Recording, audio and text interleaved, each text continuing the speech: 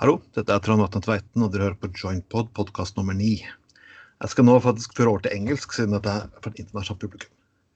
Hello, this is Tron, and it's podcast in the JoinPod series number 9. I usually do this podcast in Norwegian, but since, I try to get an international audience, I'll do it in English this time.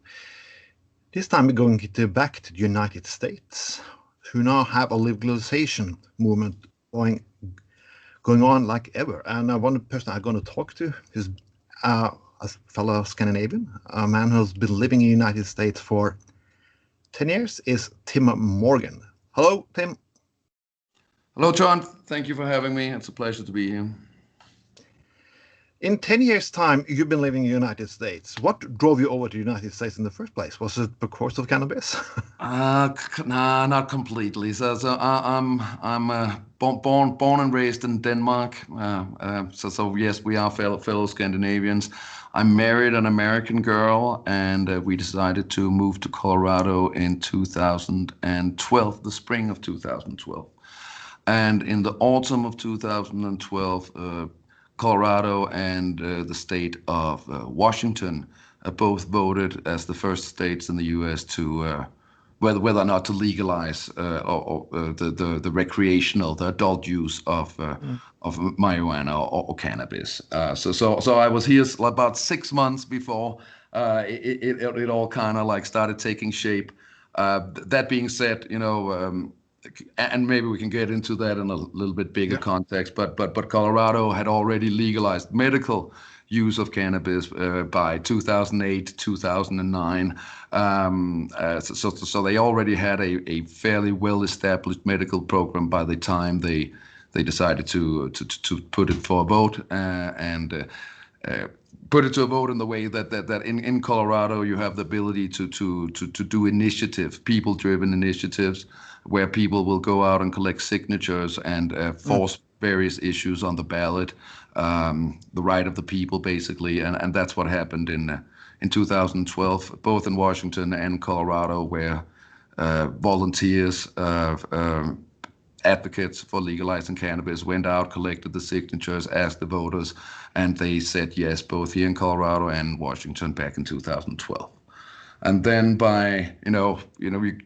it takes time. Then they needed to create the regulatory framework for cannabis, how to do it, how to grow it, how to distribute it, how to sell it.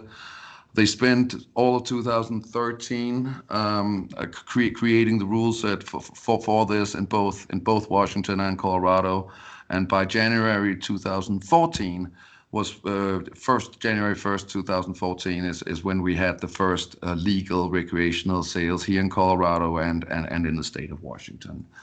I saw it, like I've been here for the entire legalization period and then got involved in the cannabis industry back in 2015, and where I've been working with the various cannabis entities, companies here in Colorado primarily, working especially with local government, trying to figure out a good way to have new cities adopt regulatory frameworks for allowing sales and cultivation of cannabis. I didn't come because of weed, but I've pretty much like been part of it since the inception, at least of the recreational market. But this is funny because you're today in Scandinavia, like you look at cannabis as something horrible, like a gateway drug and going to destroy everything and so on. How, when you come back to Denmark, how do you present it to your family, like in the family dinners, like, I'm the weed business legally? So I would. Thankfully, my family is fairly open-minded and progressive. So at least they haven't they haven't cut me off completely. But really the main reason why I decided to get into the cannabis industry and I decided to get passionate about legalization, both here in the States and globally, was my dad. He battled with cancer. And I was sitting here in Colorado and having being in a society where you had access to medical cannabis, I saw how people were getting relief, and they were, in some instances, actually helping them get rid of cancer. And it was extremely frustrating, and it broke my heart not being able to be able to give my dad the option to get that relief that we had available to us over here. So one of the reasons why I do this is of course because I've seen it. I've lived in a society where we have experienced a lot of benefits, not only personal. I've met a lot of patients, babies with seizures who cannot use conventional medicine but can use tinctures and can have a better quality of life. Seen cancer patients. I've seen people with severe PTSD who's grateful and thankful for what we do every day. And I know that what we do over here is the right thing, and I hope that we can be, and I believe we are a beacon of inspiration for other countries and other states to stop the stigma about cannabis, which in many instances is a medicine for a lot of people, and for also just a recreational, very non-toxic, very compared to alcohol, of course, it's not even close. Alcohol kills people every day. Cannabis does not. The amount of money, the amount of jobs that we've created here in Colorado and across the U.S., the additional revenue, avoiding people going to jail for something as silly as smoking a joint, all those things just seems right to me, and yeah, that's why I've done it for a long time by now. But were you pro-cannabis before you went to Colorado? Definitely. Like I was thankful. Like I don't know how much Norway knows about it, or the common grade, but we have a place in Copenhagen called Christiania, which the old name of Oslo. This podcast knows. Okay, good. It's been a while since I've been there, and it's definitely not gotten better. But when I started coming on Christiania, it was really a free haven. It was extremely free and open and inviting and loving. And I really enjoyed seeing how they had this self-justice system about not allowing hard drugs. Just because you're pro-cannabis does not necessarily mean that you're pro all drugs, because it's not the same thing. And I really enjoyed seeing. Of course, it also made me question, the ideals and the beliefs that is being fed to us through conventional media, all these propaganda stories that somebody knows someone or heard about one who had terrible experiences. But in reality, of course, it just made me see that this is not the devil's letters. It is not anything that makes people go crazy or makes them become sexual deviants or whatever else that people have been attributing to through history. And so I knew from the beginning, of course, that it was not a drug as such that was harmful to the community. That being said, I'm very proud of being part of the next step, and the next step from Christiania, where you don't know where you're smoking, where you don't know how it's been manufactured, how you don't know where it's from, to be able to be part of creating a real regulated market where medical patients can get clean products that has been overseen and regulated, and that they can get access to the same strains that helps them for whatever illnesses that they might have. That's a privilege, and of course it's completely different. But we truly believe that we work for the community and a lot of the money. I know for Scandinavian people, 25% VAT or sales tax is not a whole lot, but over here, and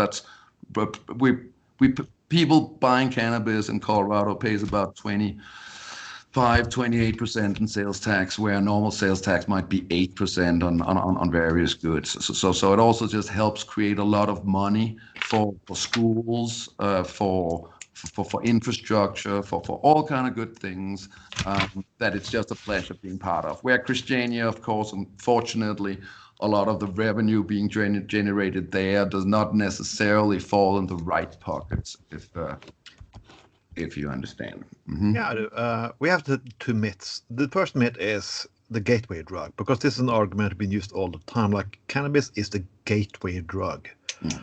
I can see nothing who proves that. The only thing people I know who had as a gateway drug were people who was arrested and put in jail and meet other criminals. Do you see that the legalization in the United States now have created more hardcore drug use? Like, the short answer is, of course, no. There is no correlation between anybody. Just like we do not have a bunch of drug addicts in the streets. We don't. We have not seen any like significant. There has been some very politically driven reports stating that, you know, crime has been on the uprise in Colorado, and petty theft and all those kind of things. Everybody's driving around being high and all those things.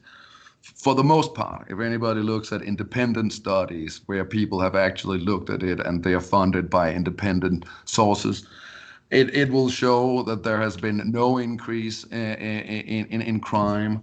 There has been no increase in and actually there's been a decrease in hard substance abuse. And I think even more importantly, when we talk about legalization, it is also fact and proven that having a legalized, regulated market makes it harder for youth to smoke or consume cannabis. It makes less of them consume cannabis because we're able to talk about it. We're able to understand what kind of damage it can do to a undeveloped brain under the age of 18 or 16. And I think a lot of these myths, and of course this is anecdotally and what my own experience is from seeing how the black market works and operates. I think that the gateway drug comes from the fact that illegal sales of drugs, if it's created in hubs where you have access to all kind of drugs, cannabis, amphetamines, ecstasy, heroin, whatever that might be, then you have an access to it. It's in front of you. That might more lead to someone going down that path. You're not able to buy anything else than cannabis in stores. Everybody's checked to make sure that they're old enough. Everybody has made sure that they don't buy too much.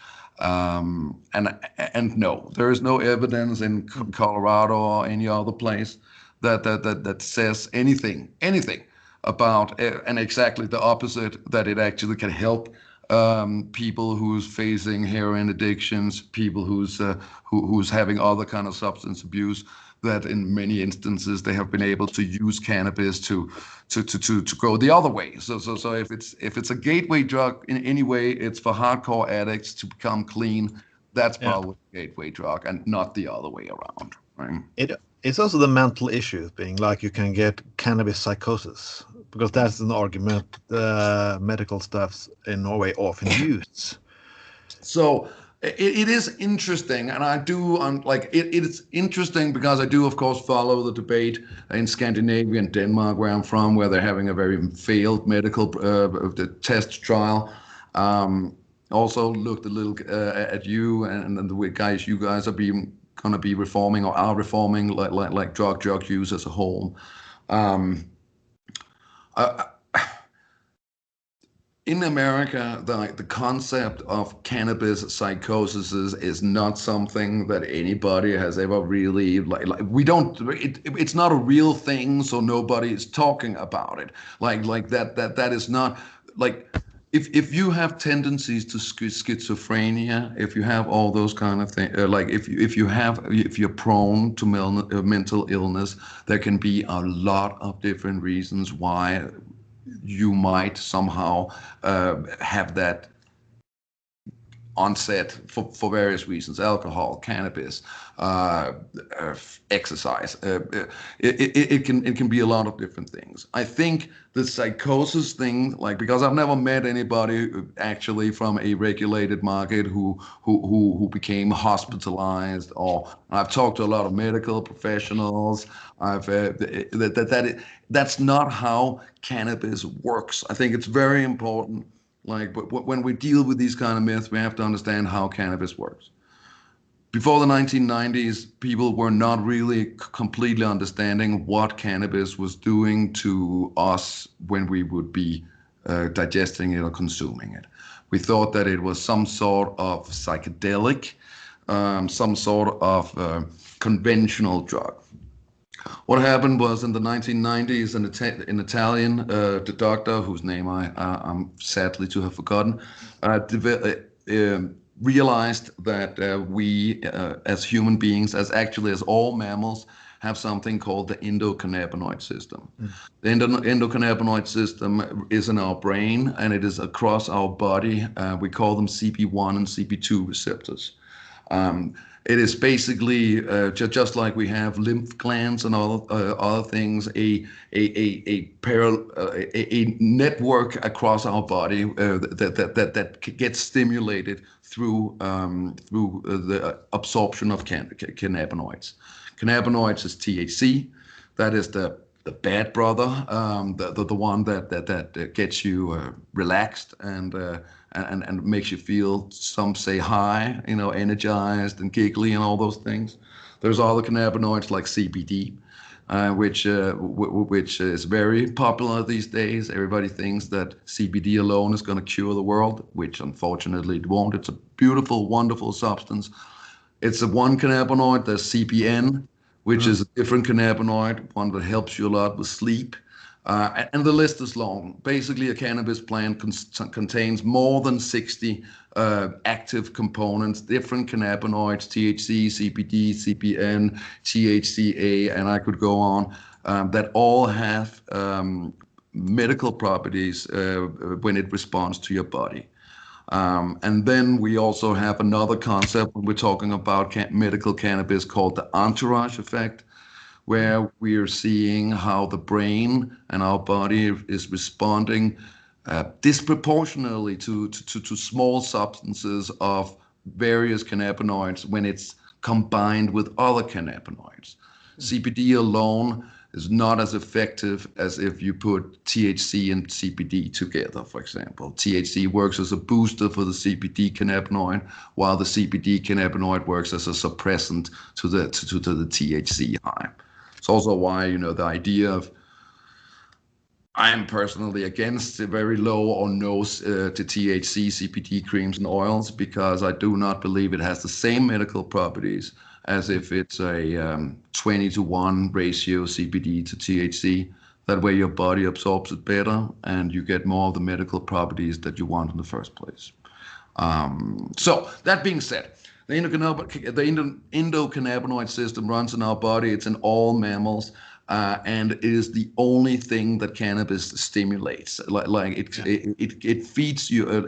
Your endocannabinoid system is waiting, wanting to feed on these different cannabinoids: CBD, THC, so on and so forth. It does not attack your nervous system. It does not give you hallucinations like other some psychedelics do.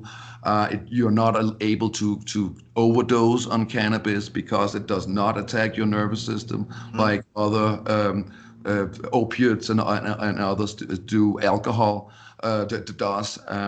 So all of this of course comes from science. It's not something I'm coming up with. It is proven science, but it's so recent, and it's from 1990, that people still have some very misconceived ideas about the drugs in the 70s, the reefer madness in the 40s.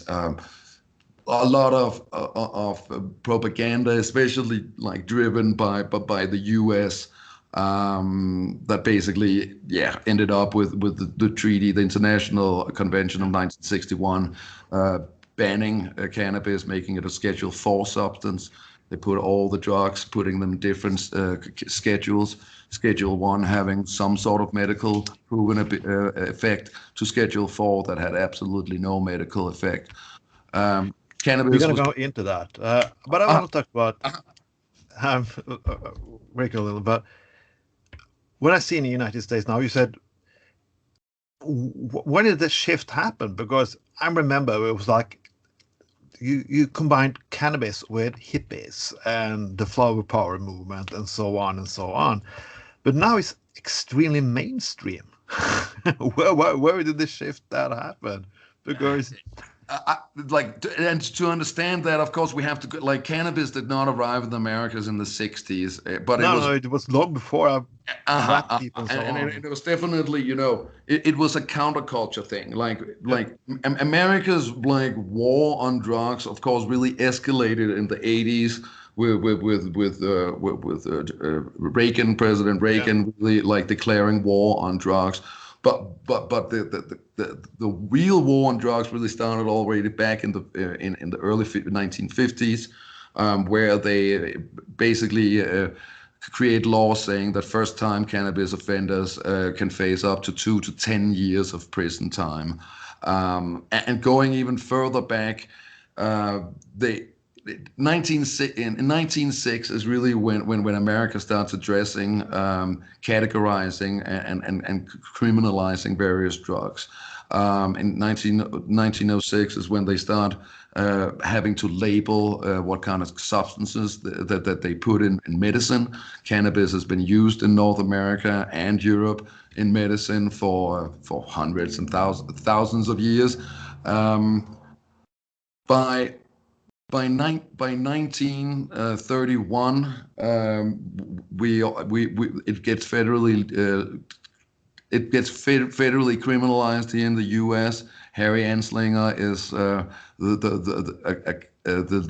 leader in the propaganda against cannabis and the legalization thereof, and it really. During Second World War, there's a little bit of a glitch because a lot of the Americans starts growing hemp in order to support the war effort. But as soon as the war is over, they kind of go back to this very harsh stance on cannabis. By 1951, 52, you're facing potentially 10 years in jail for smoking cannabis.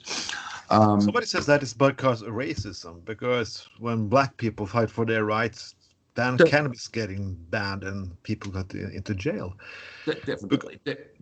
I would say like that really, like a lot of the incarceration of black people and Hispanics definitely was part of it, trying to keep it out of white suburbia, and I think the hippie culture was basically a counterculture, trying to break with old norms, not accepting the rules that was necessarily presenting them, being against the war, and being pro like a substance like cannabis that then flourishes in that community, especially in the 60s, which then translates into by the 1970s, you're having the normal organization here in the U.S., a college-funded like cannabis reform organization, who really starts to spread the word of legalization and decriminalization in college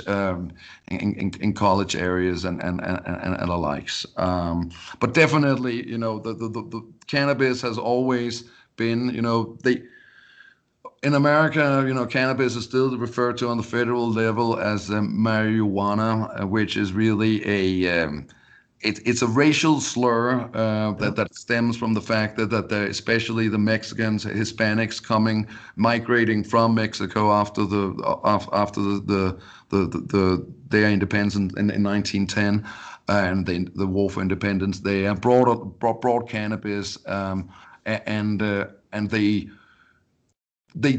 they tried to make it federally legal very early on, but failed because there was also multiple states where it wasn't that much of an issue as it was in southern states. but California is one of the first states that makes their own laws for criminalizing and penalizing people for cultivation and cannabis consumption, and especially selling cannabis without proper permissions, not paying taxes, and all from selling cannabis is something that gets struck down hard, basically. And it's very difficult to grow and cultivate cannabis if you can't sell it to anybody. So that's definitely been it. I think what we're experiencing now is more, a consequence, especially from the administration in the 80s and early 90s, where they basically used, cannabis as an excuse to go into to disenfranchised communities and make a lot of arrests in primarily the Black and Latino communities. And if anybody is curious, all studies shows that white people, Black people, Hispanic people, they all smoke cannabis at the same rate. It is equally popular among all the ethnicities. Yet, Black people are more than 3 times likely, and sometimes, in some cases, 5-10 times more likely to get arrested for cannabis possession, sales, or cultivation. Yeah, I can see that in Norway too. But we are on the social ladder, because I've done cannabis in my youth. I was never caught, because I grew up in a good area. My father was a doctor and so on. But I know people who do in some areas in my city was always caught by for it. So I'm never been charged with anything. It's like that, because I think every society there's so much drug use, but we try to pretend it doesn't exist when it does exist at all the time. So I think the racist slur is there, but why this hardcore laws? Because cannabis was used for a lot of different things. They were even trying to commercialize it that cannabis was a good thing for you, and then the pharmaceutical industry try to stop it totally. But also Rockefeller, who does oil companies, also try to stop it totally. What is sudden ban is Yeah, there's definitely some elements of big pharma, of the medical industry, like, of course, having an interest in taking away like a substance that is so easily grown by anybody, and they can grow their own medicine. That being said, I think in reality, what really started this trend, and definitely big pharma pushed along with that agenda, but all of this also really, it kind of culminated with the First World War. A lot of women getting addicted to opiates, a lot of soldiers coming back with morphine addictions and all those things. The Americans kind of decided at that point that they wanted to kind of strike down real hard on all kind of substance abuse. They had a prohibition of alcohol for a period of time. They basically, like, at that point, tried to take it all away from people and make them live the pure Puritan life, and had some success with it. I would say cannabis was a little bit swept under the rug, like, as part of it, in that fashion too. But naturally, like, cannabis has always been very, very easy to cultivate. It's been very, very easy to consume. It does have a lot of medical effects. In more modern times, you can get synthesized cannabinoids created by big pharma that is completely legal. They have created synthetic like substances that's very, very close to the same kind of properties as is in the cannabis sativa plant. So there's definitely been some pushback on that. I think it was also just driven from a very Puritan point of view, with the federal government that just wanted to, stay the pure American way, get rid of communism, get rid of reefer from the jazz musicians, and all those kind of things.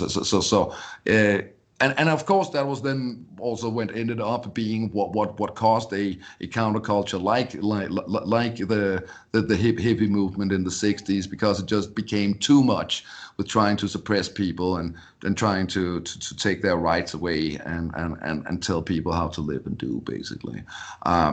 Big Pharma is, of course, a giant player. Another corporate, and I think a lot of people maybe don't see that completely, but I personally think that the private prison system in America is at least as responsible for where we are right now than any for pharmaceutical companies. In America, you're having private companies who has prisons who would like every cell to be full.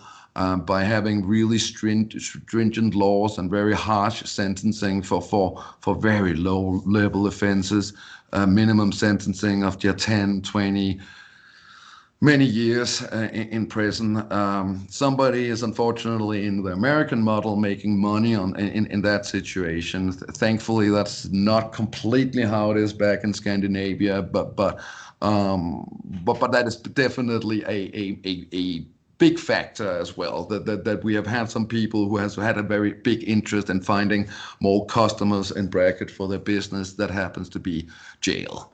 So I think that is something that I think people are starting to become aware of. Here in Colorado, the governor has issued an order basically making private prisons illegal, and more states doing the same, trying to take this element of justice, these opponents of justice reform out of the equation, because they have a lot of money, they have a lot of influence, and unfortunately are often able to keep these archaic laws still on the books. But I can see the both sides of the aisle here. Both Democrats and Republicans are it'll be the same way, because Biden and Al Gore and Clinton, they incarcerated a lot of people during the 90s. They're going to be as tough as the right was. Where was the left? Were there any people on the left or the right who had anything to say against this? Because it was, I saw a documentary like Jimmy Carter was on board on legalization in the end of the 70s, and suddenly this just switched on both sides. What happened? Americans don't like when I tell them this, but I think as a Scandinavian person, especially, one has to understand that the Democratic, the Republican two-party system in the United States is not. It's not even close to fascism versus communism. It is a central liberal versus more conservative central leaning. Like, they are extremely close to each other, like ideologically. The best example is Americans like their guns and their weapons, and we just had another school shooting here in Colorado where I'm at. A guy went into a King Soopers and shot 10 people, and unfortunately that's just become almost the norm in the American society. Yeah. The Democrats now is in charge of the press, like they have the White House with Biden. They have the majority in both the Senate and the House of Representatives, which basically means that they can enact any law that they want to, but still they are unable to find a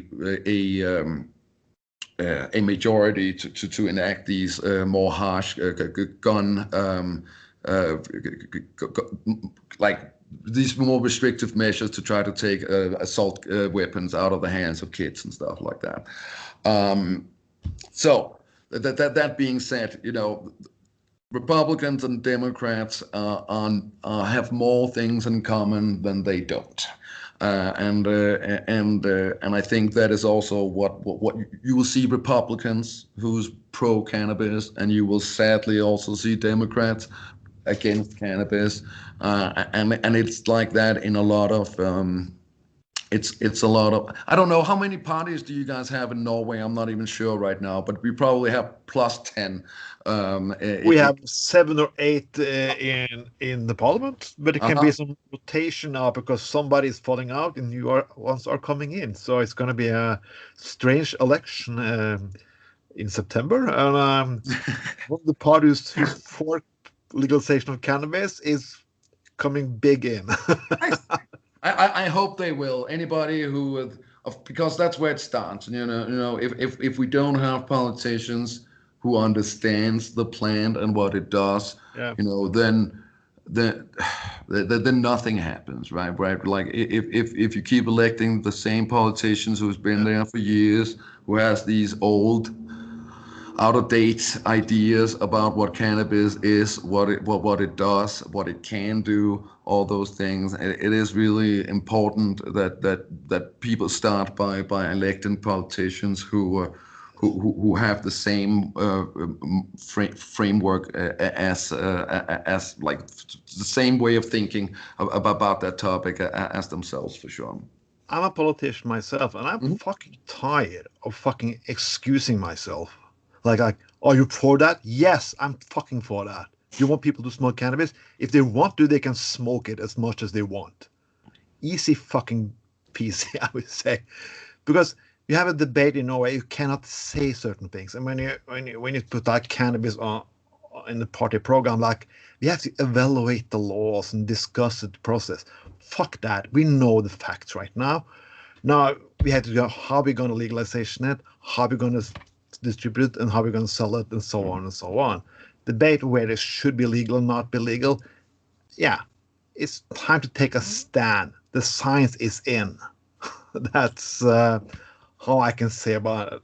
I think ignorance is bliss, and I think a lot of people would like it to be true that what they have believed in for a lot of years isn't in fact truth, but it's not. And I would say to you and to anybody in Norway or across the globe, if anybody's interested in seeing how it actually works and how it really is, Colorado is a flight away. We're here. We're happy to show anybody who's interested in seeing what it's all about to come on by. I will promise you that if you can come here and see it with your own eyes and feel it and hear it, and understand that this is actually a good thing for society. Like because some people can't they can't visualize the future. They have to feel and see. But the future is right over here, and we have the pleasure of meeting delegations from around the world from time to time. And of course, that's our part in all of this, is trying to give people a good example to point to. Don't believe everything you read. Come over here and see what it's all about. I would love to come and visit your business. So you consider it an open invite. We have activities pretty much across the nation at this point. Colorado is home. I believe that it is the most advanced market. California was much earlier, but California have had a lot of problems with really regulating it properly. The Colorado model really works. And for anybody who's curious about my stance about home growing, I actually do think that people should be allowed to grow their own cannabis. I think that there is no reasonable sentiment to not allow people to grow 6-8 plants at home. Do we have to have some sort of cap on? Absolutely, because else we start creating hubs for illegal trades, out of country, minor sales, all those kind of things that we definitely don't want. But of course, it is a human right, just like I want to be able to grow my tomatoes. I don't personally like tomatoes. I think those things should be banned. But I also do think that people should have that's my evil side. But my righteous side tells me that even though I despise tomatoes, I would never eat one. You should have the right to grow your own tomatoes as well, John. Why not? And just like I want to be allowed to grow my weed, you can grow your tomatoes, and and we'll all get what we want. So that's kind of like my stance on it. I know, I'm part of the industry, and I'm starting to be like an old old timer, and the big publicly traded companies are definitely out there trying to lobby for making it illegal to do home cultivation. We saw it in Illinois. We're seeing it in a bunch of new states where they unfortunately are not allowing people to grow at home. I believe that's a sin, and I think that people should be allowed to cultivate a plant that will not kill them ever, as they want, just like with tomatoes. But how do you want to regulate it? Because you come from Denmark. You have a regulation of alcohol. I know it's very liberal. You can buy alcohol at 7-Eleven and so on. I'm from Norway, where we have like wine. You have on-state shops and so on, and you can have the strongest beer you can have in a shop is 4.7% and so on. How do you see? But I also see a lot of things in the United States, like they're making cannabis into candy and so on and so on. How do you ideal regulations? Because I don't necessarily want young people to use alcohol or any substance really when they're too young to. I really so how don't. Do you want to regulate it? Yeah, sure. And again, I think. Maybe I'm a little biased because I've been part of creating this industry for the last 6 years or whatever, but I really do believe that the model that we have created here in Colorado is fairly legit. We're having stores that sells nothing but cannabis. If you're a recreational consumer, there's purchase limits. You have to be 21 first of all. There's still laws against, giving cannabis to minors, smoking around children, and all those kind of things.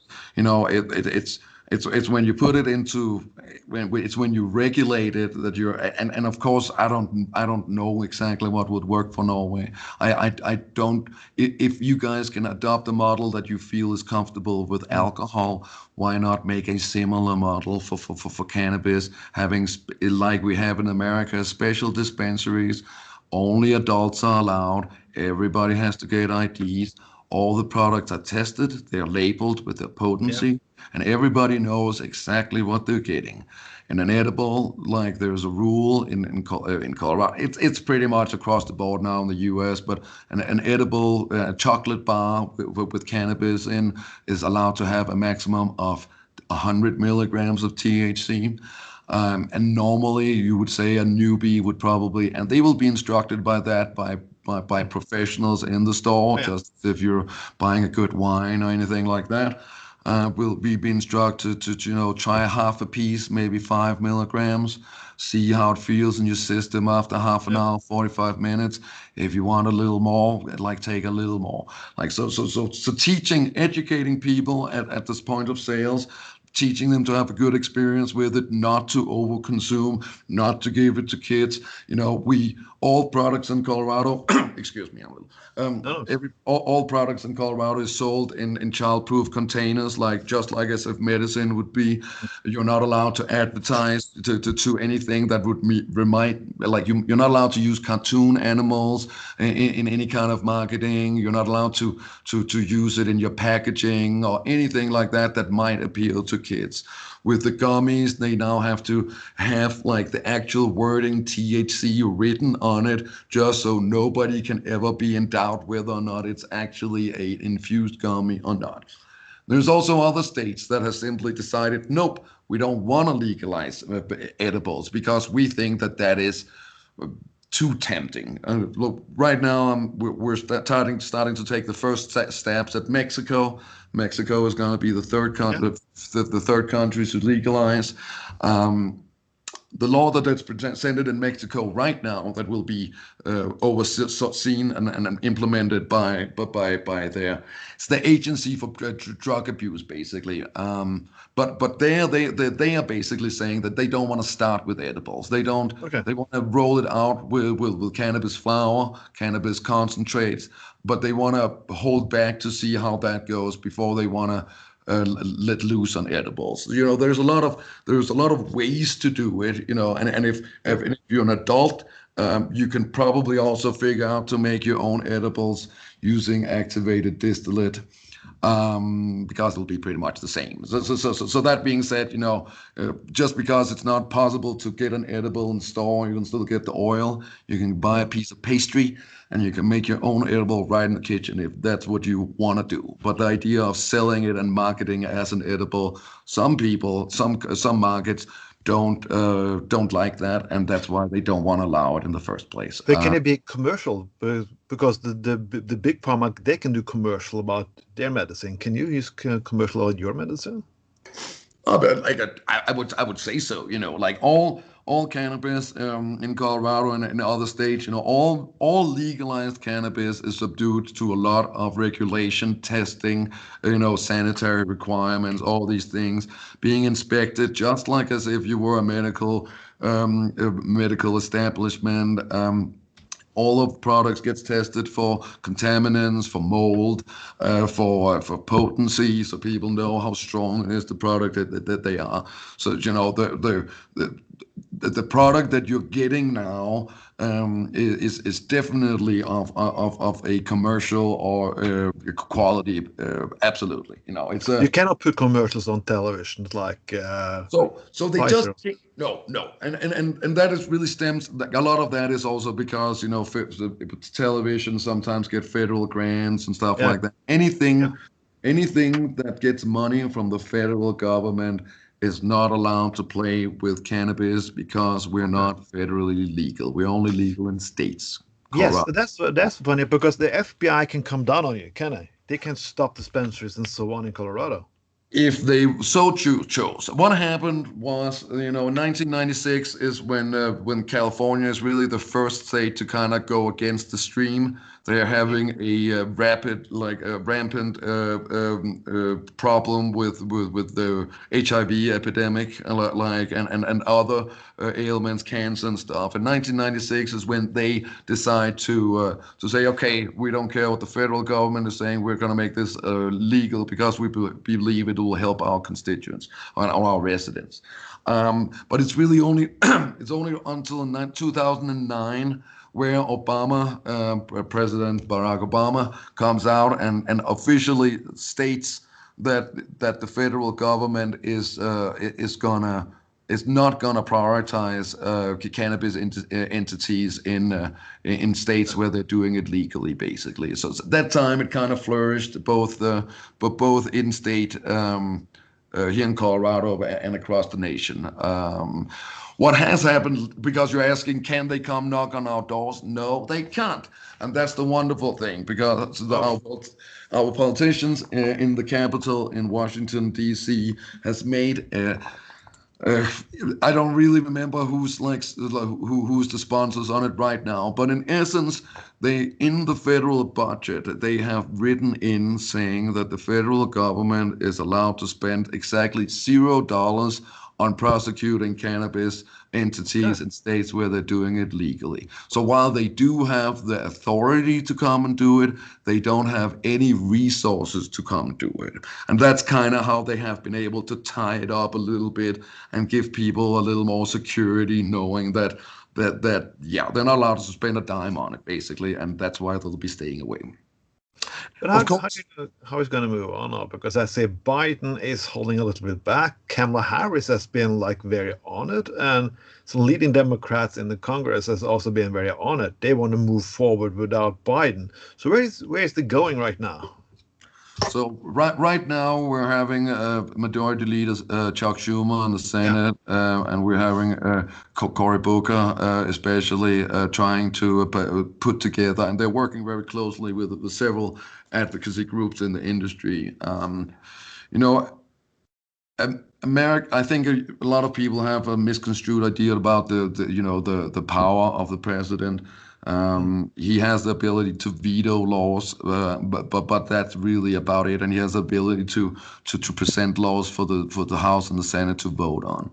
As long as Biden does not veto the bill, which I have no there's nothing that indicates just because he's not necessarily the one who wants to champion the cause.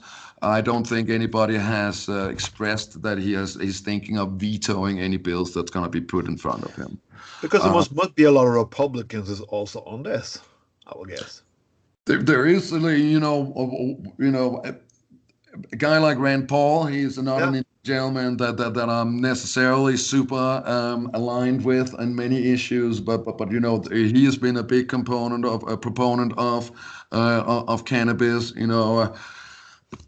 Despite what we might feel about the former President Trump, he also had a very notorious advisor called Roger Stone, who is also a big, he's first of all a big figure in the Republican section, but also extremely cannabis friendly.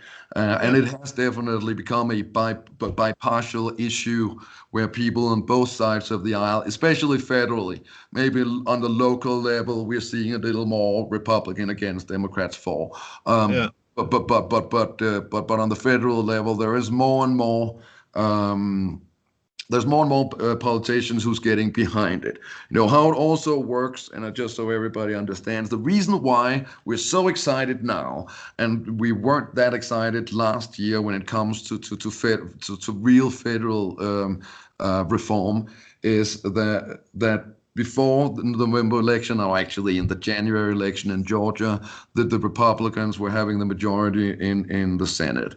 And when you have the majority in the Senate, the majority leader is the gentleman or gentle lady who is able to present bills. They decide what gets voted on.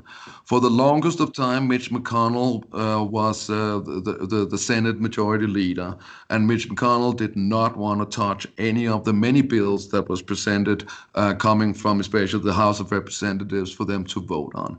So while there has been across the aisle for many years, actually now, we're looking at plus 70%, almost 70% approval rating in the US. Like basically people agree more on legalizing cannabis than, abortion rights and all kind of other things across the board, Republican and Democrat. But because there was one gentleman in particular, Mitch McConnell, representing the Republican Party, just haven't had any movement on it, and hopefully that's going to change now that Chuck Schumer has taken the lead on it. Yeah, it's funny how one person can stop something to be getting voted on at all. That must be extremely strange. As a Scandinavian person, coming to America, one thing you realize is, first of all, it's a huge country. It's a really, really big country. And then I think you also start realizing that the federal government is kind of its own strange entity.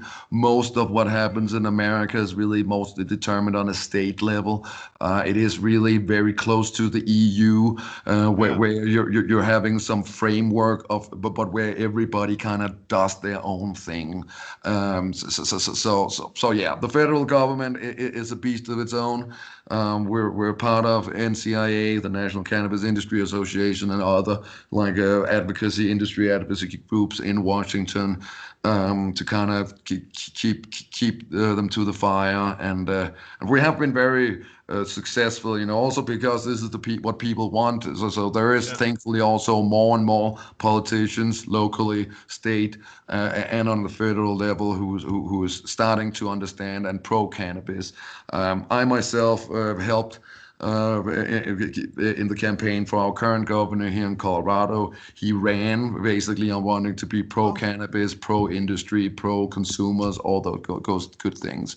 So having people commit to really legalizing, I think it's also really shown, and that's for you, Trond. I hope you're gonna win whatever you're running for, but also for other politicians. I think. I think it's the stigma that associating yourself with legalized cannabis is going to hurt you at the ballot boxes. I think especially in 2020 and 2018, we really saw the people who came out and said, I am pro-legalization. This is something that is dear and important to me.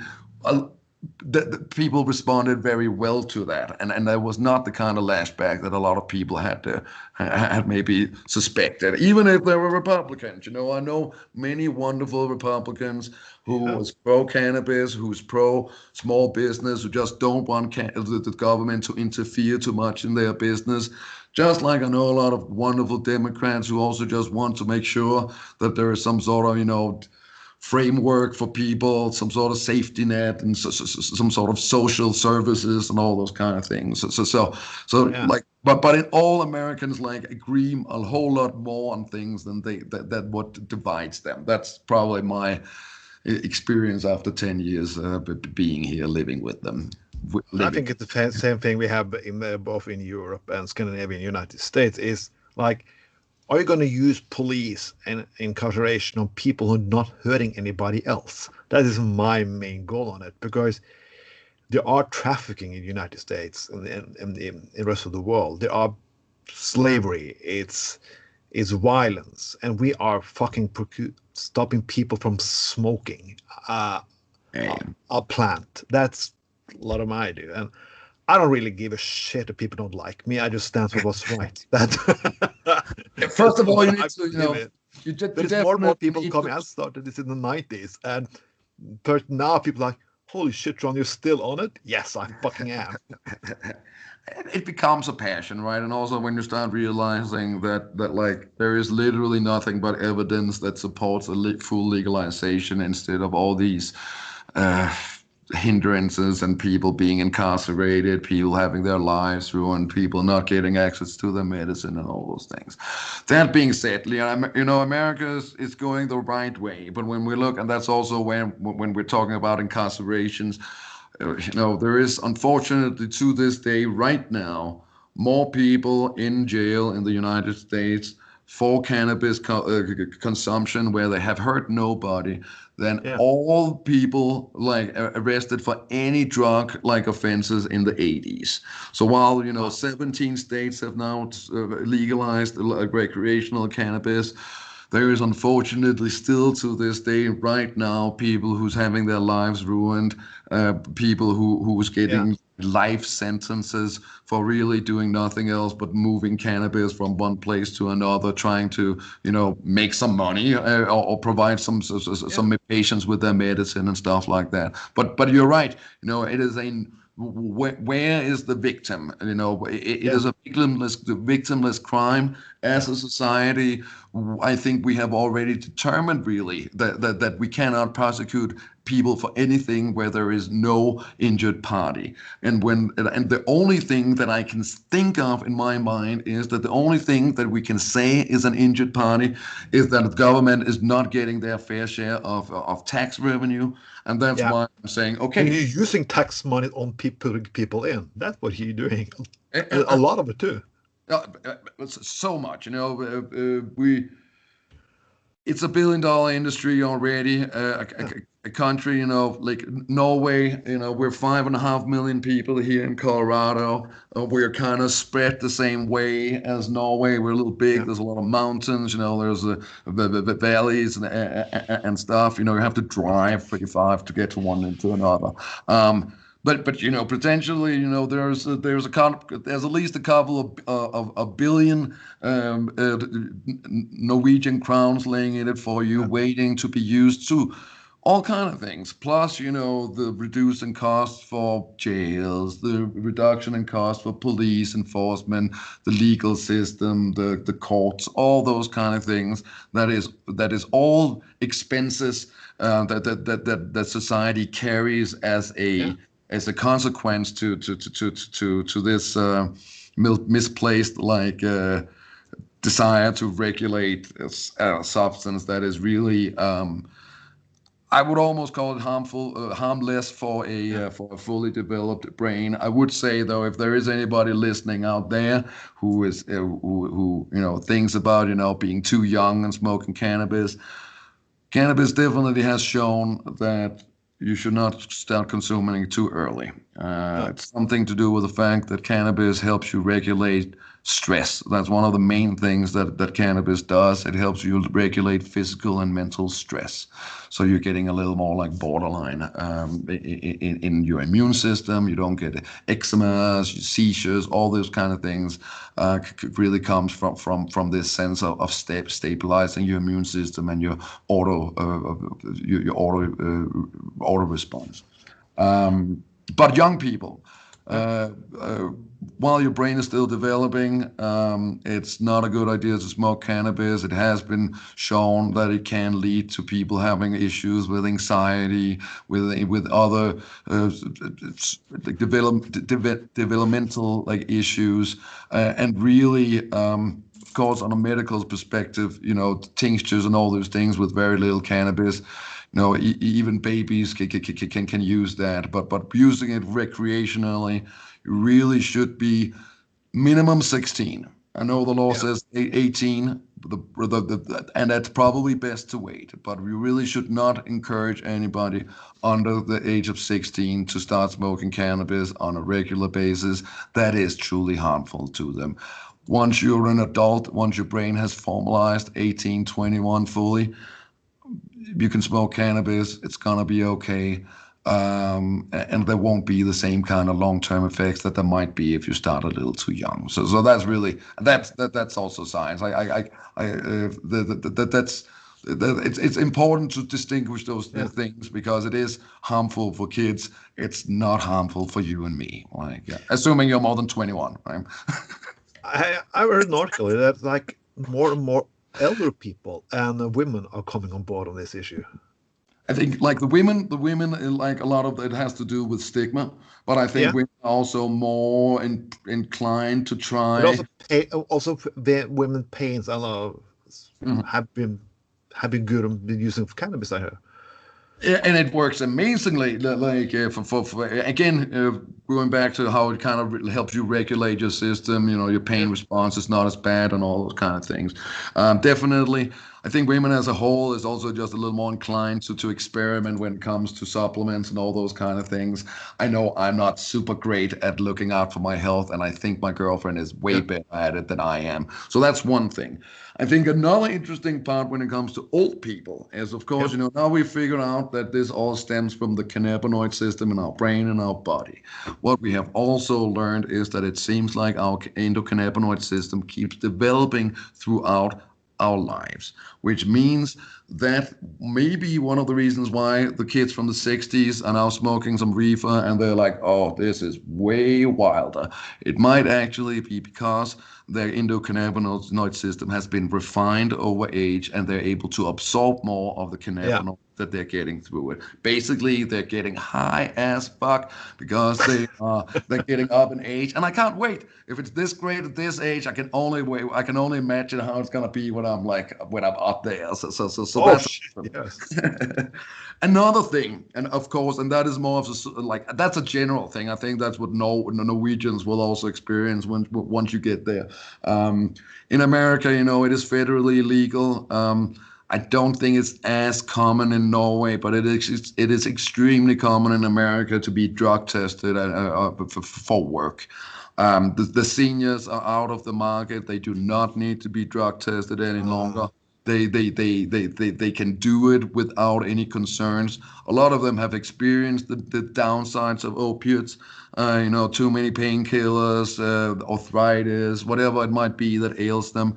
And a lot of them seek some sort of alternative treatment. And I think that's why they also come to cannabis, because objectively, the product sells itself. I don't have to boost it too much, but of course these people tell me and that they feel better about themselves, less pain, better well-being, and much less side effects. It's mostly the side effects from conventional opioids and pain medication that really makes people, and of course that the side effects includes addiction. You get addicted to painkillers.